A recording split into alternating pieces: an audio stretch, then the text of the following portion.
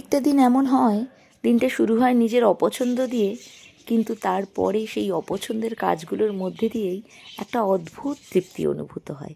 যেমন আজকের দিনটা, আজ তো শনিবার, তো আজকে আমার 6:45 ঘুম থেকে ওঠার কথা।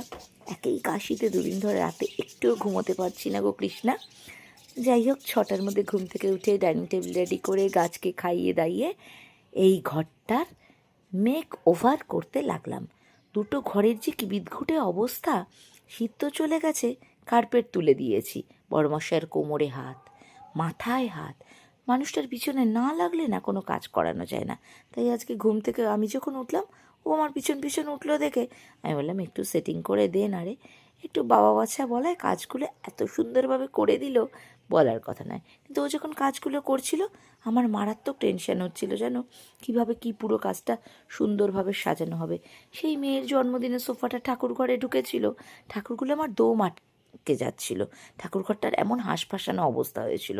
সম্পূর্ণ কাজটা ও করলো, মাঝখান থেকে আমি খানিক টেনশন করলাম দেখে ওকে বললো, জানো, আমার শ্বশুরমশাই নাকি আমার মতনই ছিলেন, কাজ করতো অন্য লোক আর উনি টেনশন করতেন। আমায় বলে কি, দেখ তো, তুই আমার বাবার মেয়ে নাকি? বললাম, তোর বাবার যদি আমি মেয়ে হই, তুই ভাব আমি তোর বোন নাকি। দেখতে দেখতে 11:30 বেজে গেছে। কি খাই বলো দেখি? রাতে খাবো বলে তরকার ডাল ভেজানো ছিল, তরকার ডালটাই বানিয়ে নিলাম, মানে তরকা বানিয়ে নিলাম। এভাবে তোমরা একদিন তরকা বানিয়ে দেখতে পারো, পুরো দোকানের মতন টেস্ট হয়, জানো তো। হলুদ গুঁড়ো, তেল, নুন আর একটা আলু দিয়ে তরকার ডালটাকে সিদ্ধ করে নিলাম। পেঁয়াজ, রসুন, লঙ্কা কুচি আর একটু টমেটো কুচিও করেছিলাম। 10টার মতন সিটি দিয়েছিলাম। আলু আর তরকার ডালটাকে ম্যাশারে একটু ম্যাশ করে নিলাম। রান্না করতে করতে বেশ কয়েকবার ম্যাশ করেছিলাম। একটু তেলটা বেশিই দিয়েছিলাম, সর্ষের তেল। রসুনগুলোকে ভেজে, পেঁয়াজ ভেজে, লঙ্কা ভেজে তরকার ডালটা দিয়ে দেওয়া। কাজ তো আর কিছুই নেই। তারপরে হলুদ গুঁড়ো, জিরের গুঁড়ো, হলুদটা একটু কম দিয়েছিলাম, লঙ্কা, ধনের গুঁড়ো দিয়ে, টমেটো দিয়ে একটু নাড়িয়ে চাড়িয়ে বেশ খানিকটা জল দিয়ে ঢেকে রেখেছিলাম। কি তোমরা কারা কারা বর কাজ করে আর আমার মতন টেনশন করো, সেটা কমেন্ট করো দেখি। যাই হোক, প্রচুর কাজ আজকে করতে হয়েছিল।